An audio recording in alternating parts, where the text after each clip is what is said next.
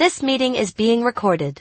Good evening, ladies and gentlemen. I welcome you all to the Q4 FY23 post-earnings conference call of SRG Housing Finance Limited. Today from the management, we have with us Mr. Vinod Jain, Managing Director, and Mr. Ashok Modi, Chief Financial Officer. As a disclaimer, I would like to inform all of you that this call may contain forward-looking statements. These forward-looking statements may involve risk and uncertainties. Also, this is a reminder that this call is being recorded. I would now request the management to detail us about the performance during the quarter and the year that went by, the plans and visions for the business in the coming years, post which we can open the floor for Q&A. Over to you, sir. जय जिनेंद्र, मैं आप सभी का quarter 4 financial year 23 की earning conference call में स्वागत करता हूं। आशा करता हूं कि आप सभी स्वस्थ होंगे। इस साल हमारा फोकस बिजनेस एक्सपेंशन पर था, जिसकी वजह से हमें स्ट्रॉन्ग डिस्बर्समेंट एंड एयूम ग्रोथ देखने को मिली है। फाइनेंशियल ईयर 23 में हमारी टोटल ब्रांचेज 62 हो गई है, जो कि पिछले साल 37 थी। फाइनेंशियल ईयर 23 में 124% की ग्रोथ के साथ डिसबर्समेंट 190.73 करोड़ रहा है और क्वार्टर 4 में डिसबर्समेंट 136% की ग्रोथ के साथ 79.14 करोड़ रहा है, जो कि पिछले वर्ष 84.89 करोड़ और पिछले Q4 में 33.53 करोड़ था। हमारी लोन बुक 28% की ग्रोथ के साथ फाइनेंशियल ईयर 23 में 438.36 करोड़ रही है, जो कि पिछले वर्ष 340 करोड़ थी। प्रॉफिट बिफोर टैक्स 21 करोड़ रहा है। क्वार्टर 4 में प्रॉफिट बिफोर टैक्स 5 करोड़ रहा है। पेट 70 करोड़ रहा है। Q4 में पेट 4 करोड़ रहा है। टोटल इनकम 16.62% की ग्रोथ के साथ 93.83 करोड़ रही है। क्वार्टर 4 में टोटल इनकम 26.45 करोड़ रही। नेट इंटरेस्ट इनकम 44 करोड़ रही। Q4 में नेट इंटरेस्ट इनकम 12 करोड़ रही है। इसी के साथ net interest margin gross loan book का 11% रहा है। नेटवर्थ 133.26 करोड़ हो गई है। EPS 13 रहा है। फाइनेंशियल 23 में हाउसिंग लोन 66% और लेब 34% रहा है और सैलरीड लोन 24% और सेल्फ एम्प्लॉयड लोन 76% रहा है। हमारी 100% लोन बुक प्रॉपर्टी के साथ सिक्योर्ड है। हाउसिंग लोन बुक का एवरेज टिकट साइज 5 लाख और एवरेज LTV 40% है। ग्रॉस NPA 2.50% रहा है और नेट NPA 0.51% रहा है। हमारी एवरेज बोरोइंग कॉस्ट 10.82% रही है। कंपनी ने 12.20% का हेल्दी स्प्रेड मेंटेन किया है। फाइनेंशियल ईयर 23 में हमने टोटल 177.40 करोड़ का फंड रेज किया, जिसमें 31% PSU बैंक से, 8% प्राइवेट बैंक, 46% FI से और 14% NHB से है। कंपनी की लिक्विडिटी स्ट्रांग बनी हुई है। फाइनेंशियल ईयर 23 के दौरान कंपनी में लिक्विड फंड्स 100 करोड़ रहे हैं, जिसमें से 18 करोड़ अनड्रॉन फंड्स हैं। हमारी LM पोजीशन भी कंफर्टेबल रही है। मैं हमारी सभी एम्प्लॉइज का और आप सभी शेयर होल्डर्स का धन्यवाद करता हूं कि आप सभी पिछले 2-3 साल का जो चैलेंजिंग समय रहा है, उसमें भी हमारे साथ बने रहे हैं और आपके विश्वास और साथ से ही हम हमेशा मजबूती से खड़े रहे। आशा करता हूं कि आने वाला समय हम सभी के लिए नई ऊंचाइयां लेकर आएगा। एक बार फिर से आप सभी का धन्यवाद। अब आप जो प्रश्न पूछना चाह रहे हैं वो आप पूछ सकते हैं, उसका जवाब। Thank you, sir. Whoever wishes to ask a question may use the option of raise hand. We have the first question from the line of Agastya Dave. Agastya, you can go ahead and ask your question. Thank you, Vinay bhai. Am I audible? Yeah. Hello, Jain साहब. Thank you very much for the presentation, sir. And also आपने call ऐसे रखा है sir, ये बहुत useful है. एक और चीज के लिए थैंक यू सर. आपने प्रेस रिलीज में इस बार जो कमेंट्री डाली है और वो बहुत क्वांटिटेटिव है क्वालिटेटिव के साथ, तो वो काफी यूजफुल और हेल्पफुल है सर. तो I really appreciate it sir. उसके लिए भी आपको थैंक यू. क्योंकि जब मैंने नंबर्स देखे थे तो मुझे एक बार के लिए लगे कि numbers are bad, but then जब आपकी कमेंट्री मैंने देखी और एयूएम का एंड डिसबर्समेंट्स के नंबर देखे तो काफी उससे चीजें सॉर्ट आउट हुई. So thank you very much sir, specially press release के लिए.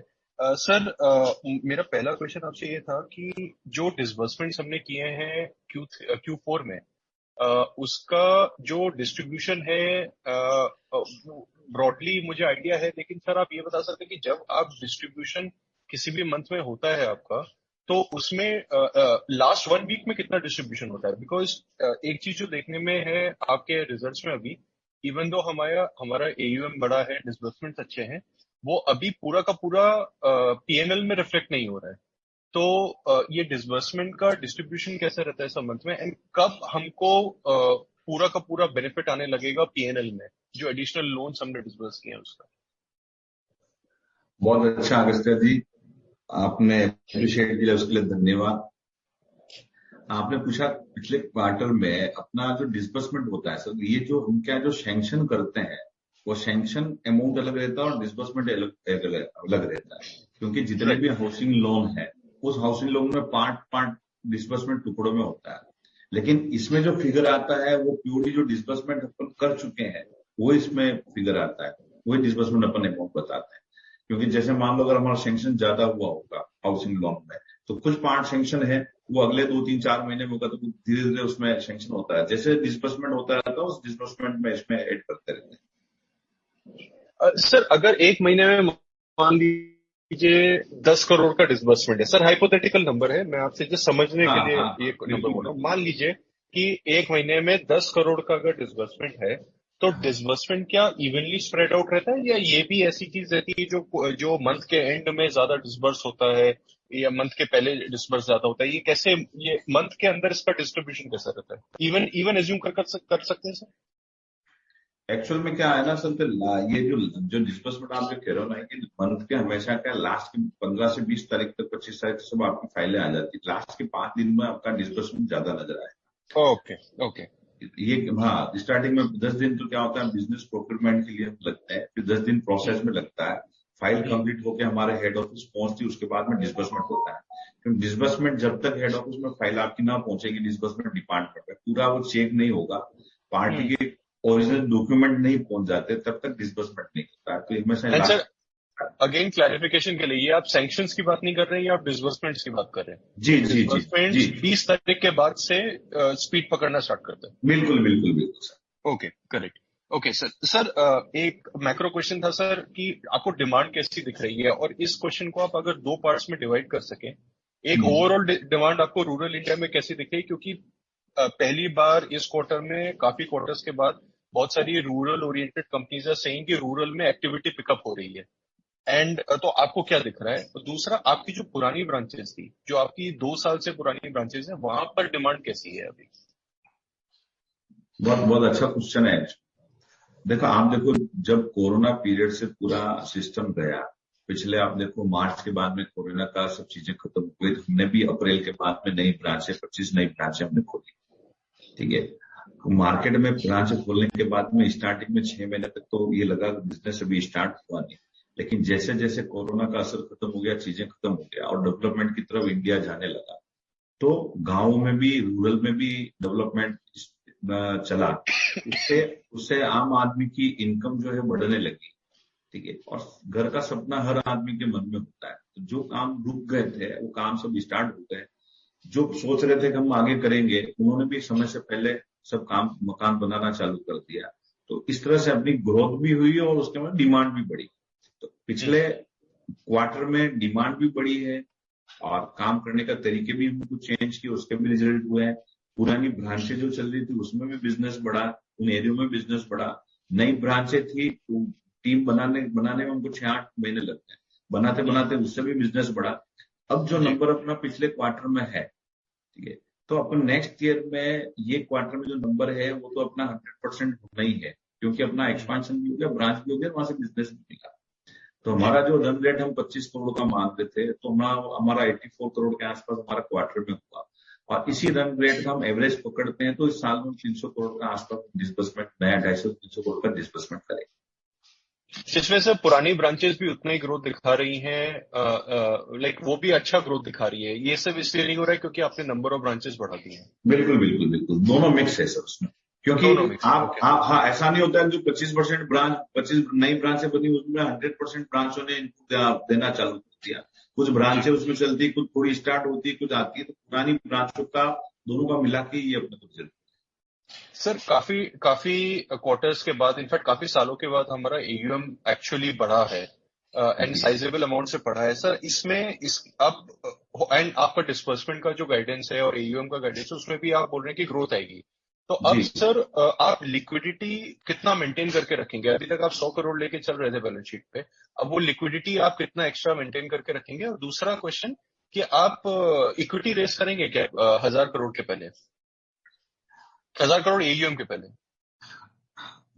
अगर दोनों चीजें, एक तो नंबर वन आप क्वेश्चन नोट कर दे दो, लिक्विडिटी हमेशा हम 3 महीने की लिक्विडिटी को मेंटेन करते हैं। ओके। और हमारे पास में सैंक्शन तो जाता रहता है लेकिन अनड्रॉन होता है, पूरा डिस्बर्समेंट हम्म बैंक से भी नहीं लेते हैं। अब हम्म जैसे 100 करोड़ है हमारा ब्याज आज की तारीख में है, तो ये हमको आगे बिजनेस करने के लिए हमको जरूरी रहता है। हम्म और जब आपके पास में अनड्रॉन रहेगा तो आपके पास में लिक्विडिटी भी मेंटेन आपको अपनी बुक्स में रखने की जरूरत कम पड़ जाती है, उससे भी आपका ओके। लॉस जो है वो कम हो जाता है। हम 10-11% से बैंक से लेते हैं, फिर 7-8% सिक्योर्ड में हम डालते हैं, तो 3-4% वो कॉस्टिंग भी लगती है, जी तो उसका भी थोड़ा सा सेव हो जाता है अगर अपने पास अनड्रॉन है। रहा नेक्स्ट पे 1000 करोड़ के पहले, तो आज एक बार अपन सर क्या है कि इक्विटी का जो रेशियो है वो अपना इस साल का जो फाइनेंशियल ईयर 31 मार्च को बनेगा, ठीक है, हम्म उसमें हमारा पेट भी बढ़ेगा, चीजें भी बढ़ेगा, ठीक है। हम्म तो इस साल में तो कोई हमारा इक्विटी का प्लान नहीं है। हम्म जो अभी अपन 600 करोड़ की लोन बुक या 250-300 करोड़ की लोन बुक अपनी बढ़ेगी, उसमें 150 हम्म करोड़ के आसपास अपना बुक और बढ़ेगा, ये और बढ़ेगा, तो 450 प्लस 600 करोड़ के आसपास, तो अभी तो इक्विटी की इसमें जरूरत नहीं है, वो नेक्स्ट ईयर में ओके। अपन इक्विटी जा पाएंगे। हाँ, लेकिन कोई ऐसा इक्विटी वाला मिला जो लॉन्ग टर्म में अपने को सपोर्ट कर सकता है और अच्छी हम्म इक्विटी अपने को अच्छी रेट पे दे सकता है, तो फिर हम्म सोचा जा सकता है। उसके लिए मैं ये भी नहीं कहता हूँ नहीं करेंगे। लेकिन 600 करोड़ तक आपको बिल्कुल जरूरत नहीं है? हाँ, 600 करोड़ तक जरूरी नहीं, अरे हाँ 600 करोड़ तक हम्म जरूर नहीं। लेकिन एक क्या है, कभी हमारा ये जो 62 ब्रांच है ये हमारा 3 स्टेट में है, हम्म राजस्थान, गुजरात और महाराष्ट्र में, जी ठीक है। और अभी जी। हमारा एक्सपांशन 2-3 स्टेट नए और चालू करने जा रहे हैं, कौन जिसके कौन लिए से स्टेट सर? अभी हम एक तो महाराष्ट्र, कर्नाटका, तेलंगाना और तमिलनाडु, ये साउथ हम पूरा चालू कर रहे हैं। महाराष्ट्र की महाराष्ट्र, हमारा, पुराना एपी और फिर कौन सा कर्नाटका? हाँ कर्नाटका, तेलंगाना और तमिलनाडु से पूरा साउथ वाला चालू। Okay okay. तो उसको चालू करेंगे तो उसका इम्पैक्ट भी अपने को लास्ट क्वार्टर में आसपास जाके अपने को मिलेगा। 10 से 15 ब्रांच से स्टेट पर 2-2, 5-5 ब्रांच हम स्टेट में चालू कर रहे हैं, और उसके लिए हम ओके। टीम भी बनाना चालू कर दिया है अपने। और ये पेन इंडिया की जो टीम है वो हम बॉम्बे में बना रहे हैं और बॉम्बे से उसको करेंगे तो काम। 10 branches in each state sir, each new state? Her state में 10 नहीं, या टोटल 10 ब्रांचेस? एक्चुअली में किसी भी स्टेट में जाते हो सर 5-10 ब्रांच से कम होती नहीं है।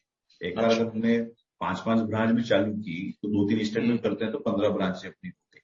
हमने उसमें दिया है 10 से 15 ब्रांचें हम हर साल बढ़ाएंगे। जी तो क्या होता है, कोई भी अग्रेसिव चीजें तो नहीं करते हैं, लेकिन चालू करने के पहले समझना पड़ता है, स्टेट को चीजें जी करना पड़ता है। तो वो जी ब्रांच अपन अभी लगाएंगे, उसका इम्पैक्ट 6 महीने बाद आएगा, चीजें आएगा, तो थोड़ा सा जी देखना। जी जी। सर, लिक्विडिटी का मुझे क्लियर नहीं हुआ आपके आंसर से। लिक्विडिटी आपने कहा कि 3 महीना मेंटेन करके रखते हैं, लेकिन अंडरऑन फैसिलिटीज वाला भी बात आपने कहा। तो अल्टीमेटली हमको अगर बैलेंस शीट अगर नेक्स्ट ईयर के लिए देखनी है तो क्या ये 100 करोड़ का नंबर कांस्टेंट रहेगा सर, जो आप लिक्विडिटी अपने हाथ में रखेंगे? बिकॉज अगर 300 करोड़ का डिसबर्समेंट है तो आपको 75 करोड़ चाहिए अपने हाथ में, हाँ हाँ अगर आप 3 बिल्कुल महीने के। बिल्कुल लेकिन 100 बिल्कुल करोड़ रहेगा। से ज्यादा नहीं होगा, राइट? 100 करोड़ से हाँ, ज्यादा नहीं होगा। 100 करोड़ से ज्यादा। ओके। सर, क्रेडिट लॉसेस का क्या आपको दिख रहा है? जनरली आपके क्रेडिट लॉसेस होते नहीं है, तो अभी आपको कहीं से कोई दिख रहा है जहां पे क्रेडिट लॉस हो सके, कोई कोई प्रॉब्लमेटिक अकाउंट्स है या कोई डिस्ट्रिक्ट्स है जहां वो कुछ प्रॉब्लम हो, या अभी भी क्रेडिट बेसिस पे आप प्रेस्टीज चल रहे हैं एकदम? देखो, आपने जो चीजें कही उसमें दो चीजें हैं सर। अगर आपकी क्रेडिट अच्छी होगी, ठीक है ना, जी तो आपको लॉसेस कम होंगे। दूसरा, जी। आपका हमारा जो एलटीवी रेशियो है वो 50% के आसपास में एलटीवी रेशियो में करता है। तो हमारे पास हम्म। उसमें मार्जिन रहता है। तो उस मार्जिन की वजह से क्या होता है, अगर कोई डिफॉल्टर भी हो गया, ठीक है ना, रिकवर हो जाता है। हाँ, तो भी रिकवर हो जाता है। अगर वो क्या है, वो हम्म रेशियो अगर बराबर आ गया, जितना आप पैसा मांग रहे हो प्रॉपर्टी की वैल्यू भी उतनी है, तब जाके हम्म दिक्कत होती है। अगर एलटीवी रेशियो हम्म। अगर आपका अच्छा मेंटेन है तो आपका रिकवर होता है पैसा। सर एलटीवी में आपका ट्रेंड देख रहा था कंटिन्यूसली डिक्लाइन हो रहा है, आप ऑलरेडी काफी कम एलटीवी पे थे, अभी और थोड़ा सा कम हुआ है, तो ये आप आपकी तरफ से ये एफर्ट हो रहा है कि एलटीवी को और कम किया जाए, या जस्ट ये एबरेशन है, एक साल में ही ऐसा हुआ है, आगे से वापस वो 40-50% हो जाएगा? नहीं, एक्चुअल में क्या है, हमारा फोकस ये होता है कि किसी भी क्लाइंट को 50% हम एलटीवी से ज्यादा उसको लोन ना दें। हम्म ठीक है, तो जो हम्म एवरेज है वो 40% एवरेज है। ठीक है, तो आप हम्म। ये इंडिविजुअल जो है वो 50% के आसपास रहता है। अगर मान लो किसी को लोन कम अगर चाहिए और प्रॉपर्टी जी वैल्यू ज्यादा है, तो वो रेशो अपना एवरेज एलटीवी रेशो कम आ जाता जी। इसमें तो यही यही लेवल पे आप कंटिन्यू करेंगे, राइट सर? है। जी जी सर। Okay okay. सर एक फाइनल क्वेश्चन, उसके बाद मैं वापस क्यू में जाता हूँ सर। जो प्रीपेमेंट्स होते हैं सर, और जो बीटी ट्रांजैक्शंस होते हैं, वो आपको कितने इस साल पड़े? आपने अभी मेंशन किया 84 का आपने डिसबर्समेंट किया। माय गेस इज वो ग्रॉस डिसबर्समेंट था, और नेट डिसबर्समेंट 79 का है। क्या मेरा अंडरस्टैंडिंग ठीक है सर? वो हाँ 5 हाँ, करोड़ बीटी आउट, या प्रीपेमेंट का कुछ नंबर दे सकते हैं सर आप? देखो ऐसा है ना सर, कि आपका 10% के अप्रोक्सीमेट में आपका बीटी और प्रीपेमेंट, दोनों मिला के सर? दोनों दोनों मिला के सर, जिसमें 7% करीब बीटी के आसपास होता है और 3% अपना प्रीपेमेंट ऑन फंड के ऑन सोर्स के करीब होता है। तो ओके। तकरीबन 10% करीब अपना ये। सर इसमें ट्रेंड क्या है सर, स्पेशली बीटी आउट में? क्या बैंक्स एग्रेसिव हो रहे हैं या कम एग्रेसिव हो रहे हैं आपको, आपके एसेट्स को लेकर? नहीं सर, एक्चुअल में बीटी इस कारण से नहीं होता है। हर आदमी का एक मोटो होता है उसकी रेट ऑफ इंटरेस्ट को कम करना। जी ठीक है, तो अगर मान लो, अगर अपन ने कोई 12% में लोन ले रखा और अपने का कहीं से 8-9% मिलेगा, तो अपन भी बीटी कराएंगे। तो ये बीटी इज ए प्रोसेस।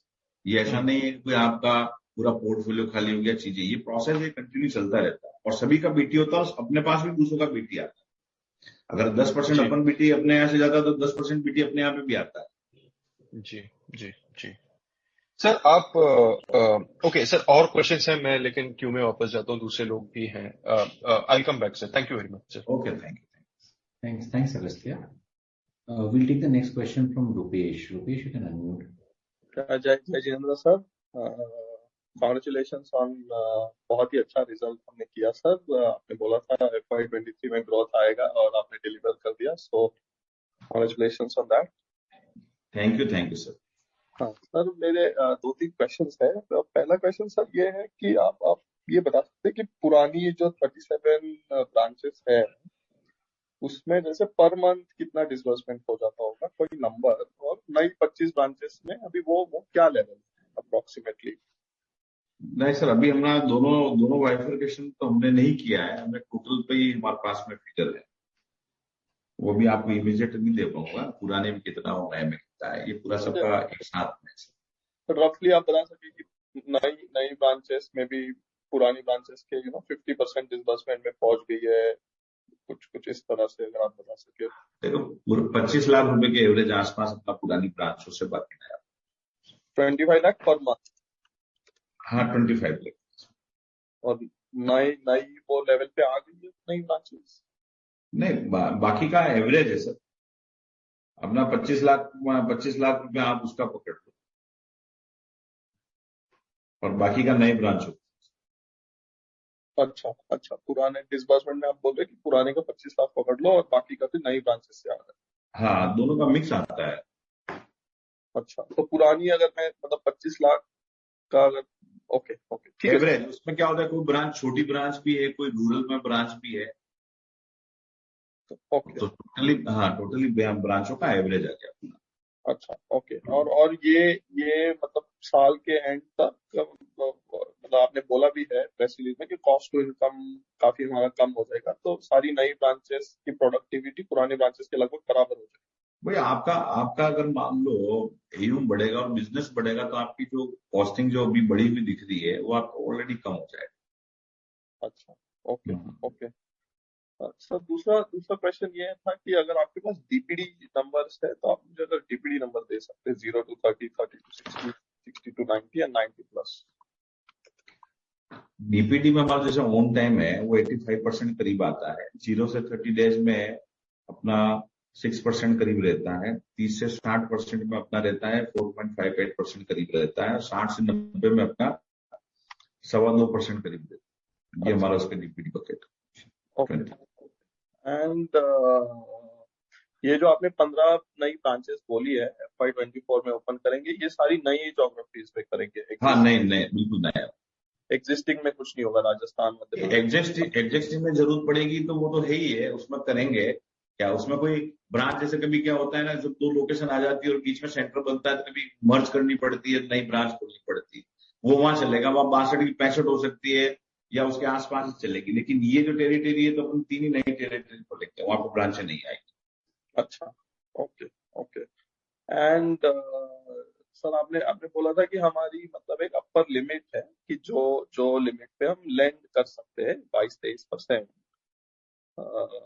उससे ज्यादा हम लेंड भी नहीं करना चाहते। लास्ट लास्ट हमारी जब बात हुई थी तो आपने ये बात कही थी। तो ये FY24 में मतलब आपका स्प्रेड कैसे रहेगा, क्योंकि थोड़ा FY23 में थोड़ा स्प्रेड कम हुआ है क्योंकि बैंकों के इंटरेस्ट रेट बढ़े हैं, वो सब हुआ है। तो 24 में स्प्रेड कैसा रहेगा, मतलब नए नए लोन रिकवर कर जाएंगे हम spread based on new loans?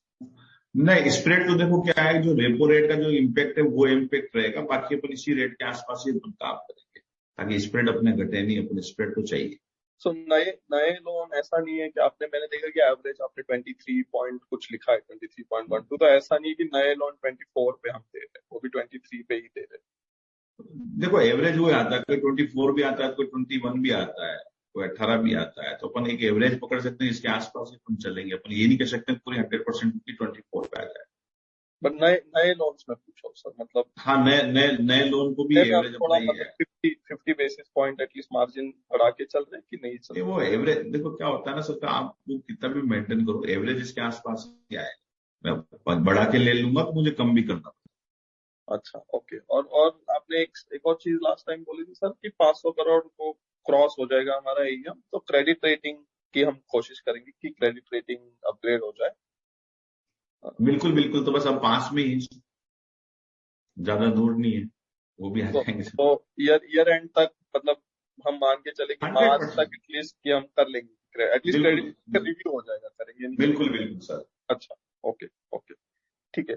और एक दूसरी बात सर ये थी कि जनरली मैंने देखा लास्ट 3-4 सालों में कि Q4 हमारा काफी स्ट्रांग रहता है, बट Q1 में थोड़ा वीक हो जाता है। 23 में भी थोड़ा ऐसा ही रहा है, बट लेकिन इस साल आप बोल रहे हैं कि Q4 का जो डिसबर्समेंट रन रेट है वो हम मेंटेन कर लेंगे, तो ये मतलब what is different this year, ये साल क्या अलग है कि हमें ये कॉन्फिडेंस है?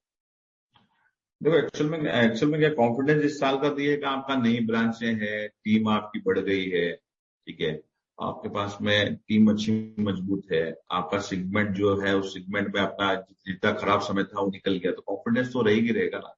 फिर आपने जो काम किया उस काम के अंदर जो क्वालिटी मेंटेन की वो चीजें हैं। हम ऐसा नहीं कोई ऐसे खराब टाइम में भी हम एयूम के पीछे भाग गए हैं, रेट ऑफ इंटरेस्ट हमने कम कर दिए या हमारा कोई सेगमेंट चेंज कर दिया है, वो चीजें नहीं है। जो हम कर रहे हैं वो बेटर है, अच्छा है, और उसी को लेके हम आगे बढ़ रहे हैं।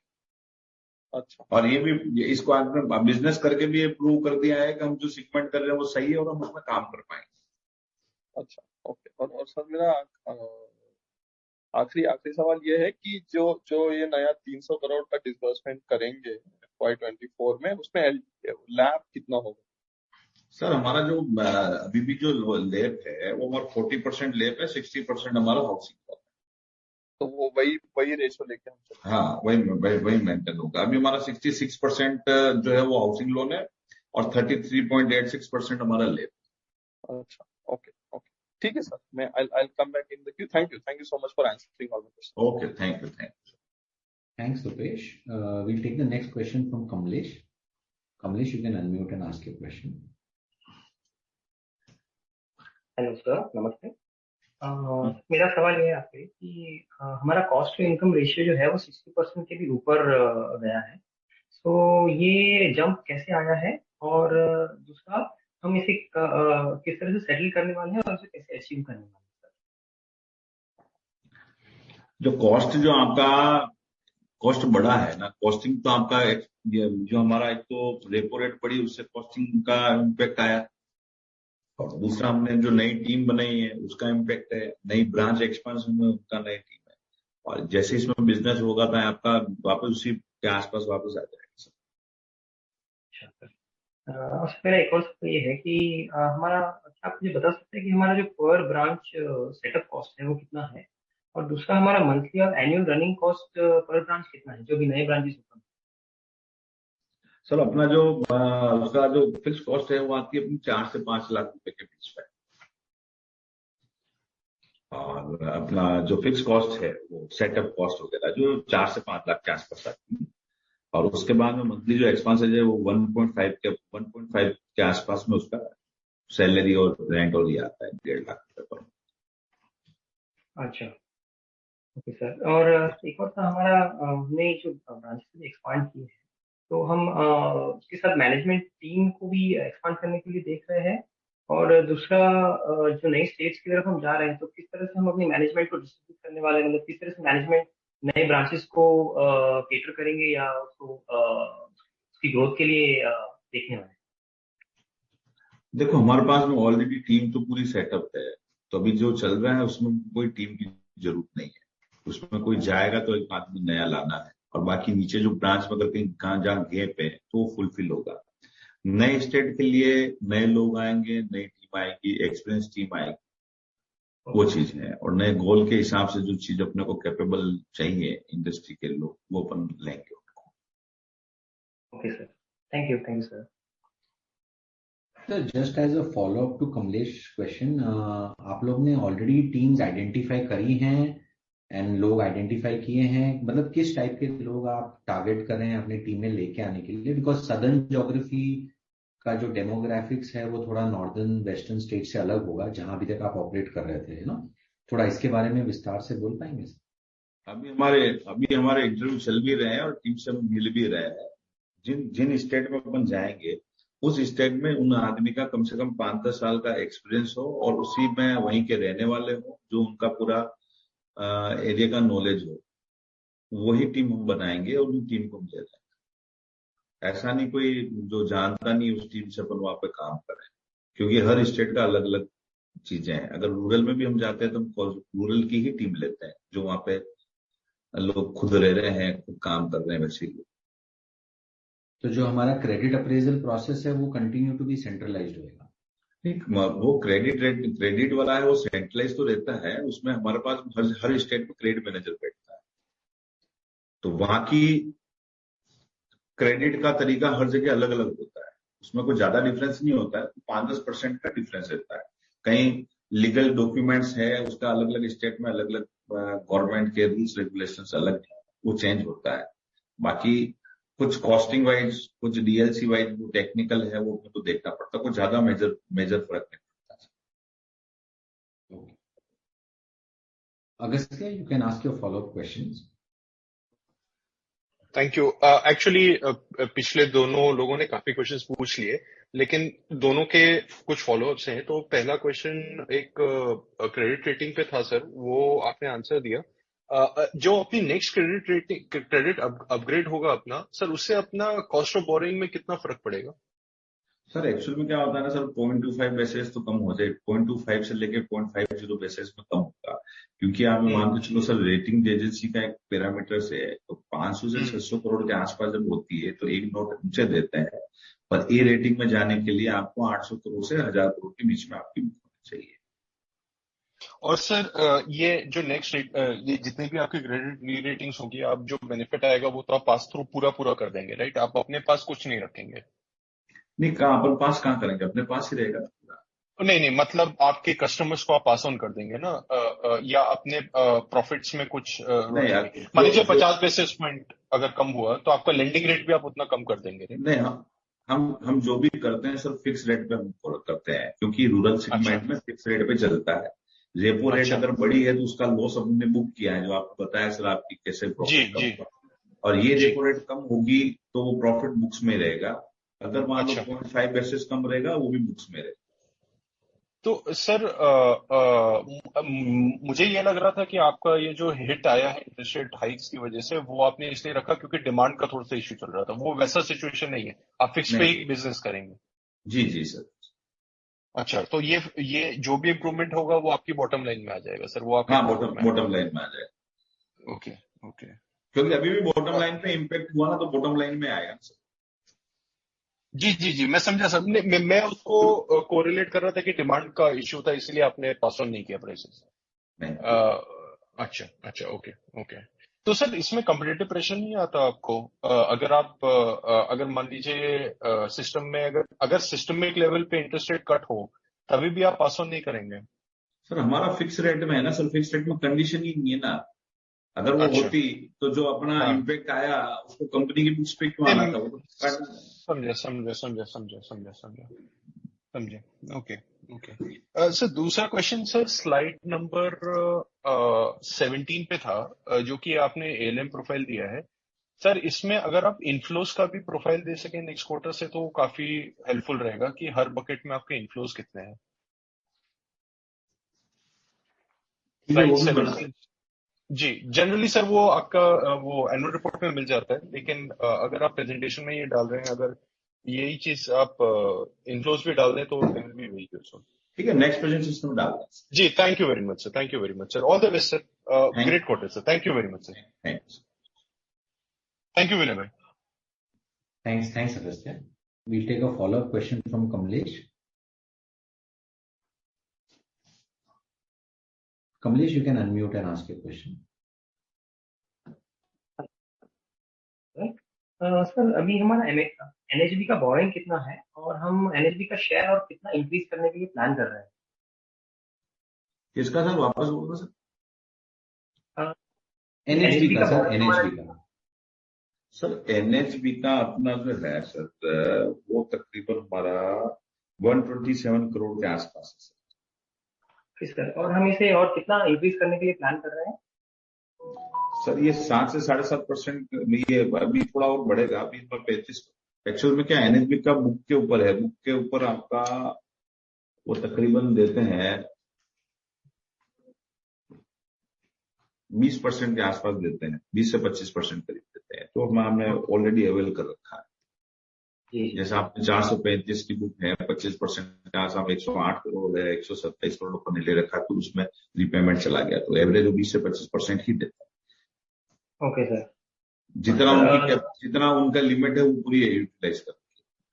Okay sir, okay. और सर मैं दूसरा ये पूछना चाहता था कि हमारा जो हम किस लेवल ऑफ एयूएम या नेटवर्क पे हमारा क्रेडिट रेटिंग इंप्रूव होते हुए देख सकते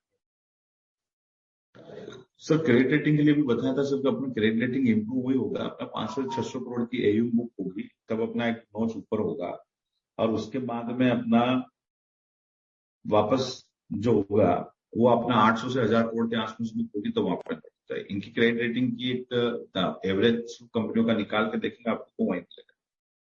हैं? अच्छा sir, thank you sir. Thanks, Kamlesh. We'll take a follow-up question from Rupesh. जय Jinendra sir, thank you for the opportunity again. Sir पहला क्वेश्चन ये था कि हमने एक नया हेडक्वार्टर बनाया है उदयपुर में, लास्ट टाइम आप एसएपी का भी कुछ बोल रहे थे, तो थोड़ा टेक्नोलॉजी पॉइंट ऑफ व्यू में अगर आप अपडेट दे सके कि अंडर राइटिंग में कैसे टेक्नोलॉजी यूज होता है, कलेक्शन में कैसे टेक्नोलॉजी यूज होता है, कैसे था पहले और अब क्या कर रहे हैं, तो दैट बी रियली हेल्पफुल। बहुत बहुत अच्छा क्वेश्चन सर। अभी हमारा एक कॉम्प्लेक्स के अंदर था ऑफिस, जहाँ पे हमारे बहुत अलग अलग फ्लोर पे बटे हुए थे। अभी पूरा अपना जो हेड ऑफिस है पूरा एक सिंगल बिल्डिंग में आ गया, जो ग्राउंड प्लस 4 4 मंजिल की है। और उसमें 3 4 हमारे कॉन्फ्रेंस है बने हुए हैं। 100 लोगों का ऑडिटोरियम बना हुआ है, जहां हमारा इंडक्शन, ट्रेनिंग्स वगैरह पूरे प्रोग्राम चलते हैं। और पूरी टीम हमारी एक साथ में बैठती है, अलग अलग वर्टिकल पूरे हो गए। और पहले हमारा क्या था, फर्नीचर था तो मिसमैच था। अभी एक ही फ्लोर पे और एक ही बिल्डिंग में बैठने से काम में काफी इम्पैक्ट भी बढ़ा, और एक लाइनअप जो था ना वो भी हो गया, और गैप भी हमारा कम हुआ। उसकी वजह से हमको काफी स्मूथनेस आ गई चीजों पे। और आईटी टीम भी हमारे पास में अच्छी है, और बिजनेस वाले भी लोग अच्छे हैं। तो जो गैप था वो गैप एक ही जगह बैठने से। सो अभी अभी मतलब जैसे मैं पूछूं कि एक कस्टमर अगर मैं लूं तो उसकी सारी इंफॉर्मेशन आपको एक एक मतलब अभी आईटी सिस्टम हमारी है कि उसकी सारी इंफॉर्मेशन आपको आईटी सिस्टम में मिल जाएगी कि इसकी इनकम कितनी थी, क्रेडिट स्कोर कितनी थी, ये इसकी वाइफ क्या करती है, फैमिली क्या करती है, इस तरह की सारी इंफॉर्मेशन हमारे पास अभी पूरी एक एक जगह पे आईटी सिस्टम इतनी हमारी डेवलप हो गई है। बिल्कुल बिल्कुल 100% सर, एक ही जगह। अच्छा, ओके। और सर दूसरा क्वेश्चन था कि हम मुझे मुझे जितना याद है कि हम डीएसए से सोर्सिंग नहीं करते कोई, बट अगर आप इसमें थोड़ी क्लैरिफिकेशन दे देती हमारी सोर्सिंग कैसे होती है। सर डीएसए से भी सोर्सिंग जो होती है वो हमारी कम है। अभी हमारी जो है ना, इससे सोर्सिंग हमारी ज्यादा है, डायरेक्ट वाली। तो वो क्या कुछ नंबर अगर दे सके सर उसमें। डीएसए का सोर्सिंग हमारा 91% करीब हमारा डायरेक्ट है, और 10% करीब डीएसए का।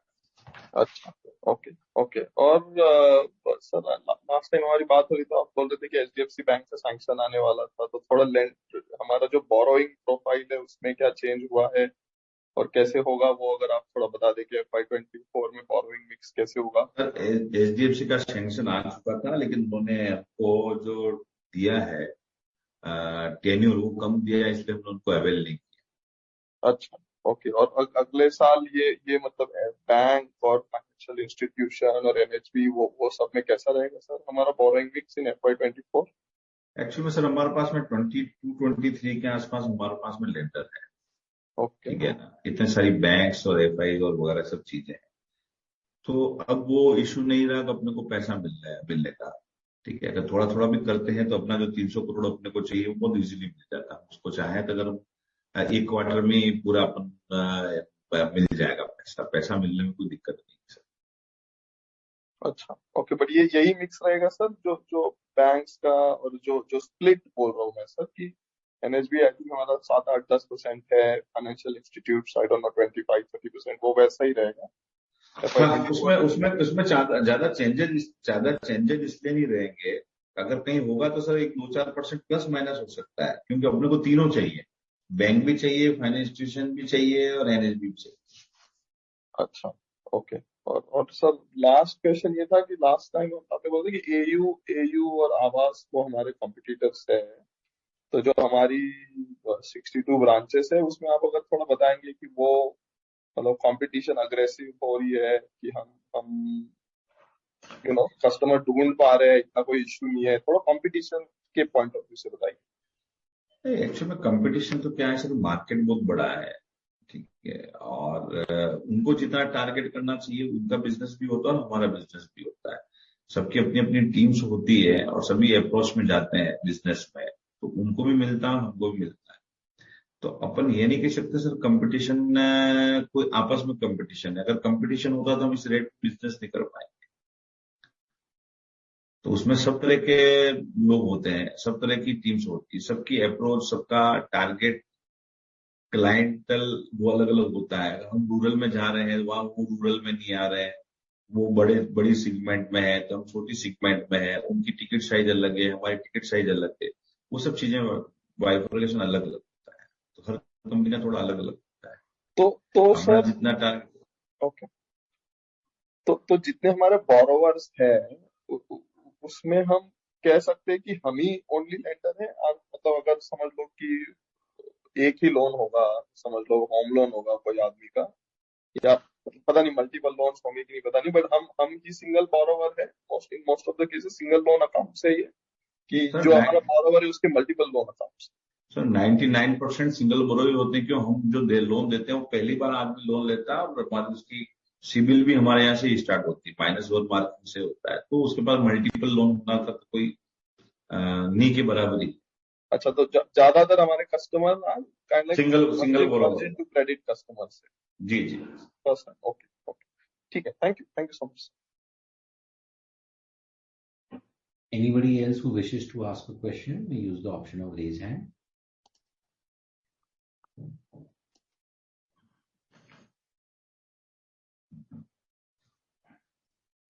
Yeah, Namrata, you can go ahead and ask your question. जय जिनेंद्र विनोद जी, मेरे 2 क्वेश्चंस थे। एक तो अपना एनएससी का लिस्टिंग का क्या होने वाला, क्या ट्रैक किधर है, where are we on that?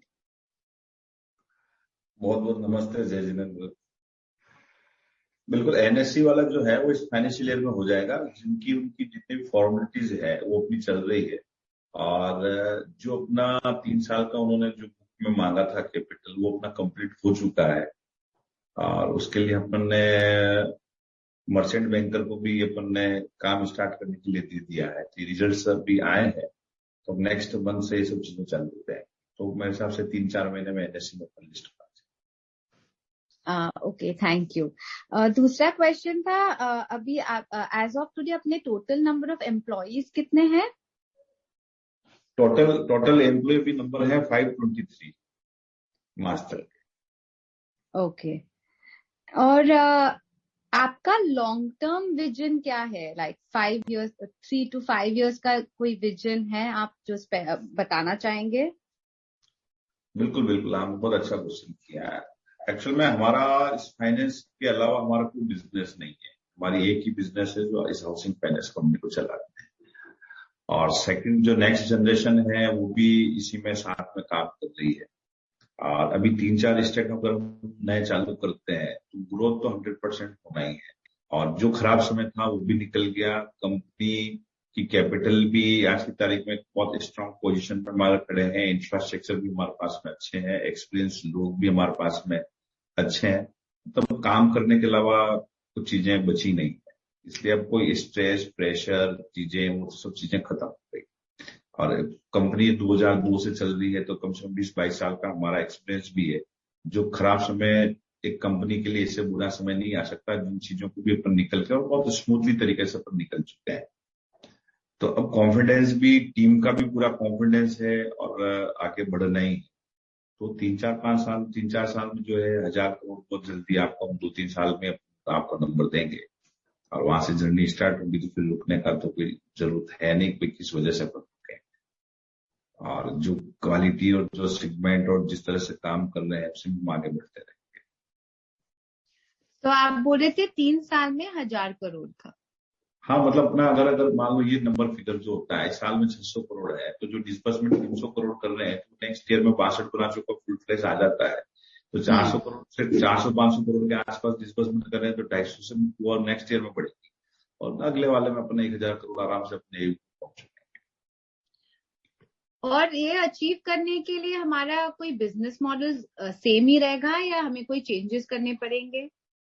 नहीं, बिजनेस मॉडल सेम ही रहेगा। बिजनेस मॉडल चेंज करने की जरूरत नहीं है। बिजनेस मॉडल चेंज करने की भी कोई जरूरत नहीं। 1000 करोड़ तक बिजनेस मॉडल को चेंज करने की जरूरत नहीं। ये बिजनेस मॉडल तो चलेगा ही चलेगा। हो सकता है कोई वर्टिकल अपन कोई दूसरा चालू करें, जो भी हम पूरा रूरल में ही काम कर रहे हैं। हो सकता है कोई अर्बन में या टायर 1 या टायर 2 कैपिटल में अगर कहीं हमको लगता है कि कर पाए तो कर सकते हैं। बाकी ये सेगमेंट जो है उसी को हम करेंगे। Okay. Thank you, Vinod ji. All the best. Thank you. Anybody else who wishes to ask a question?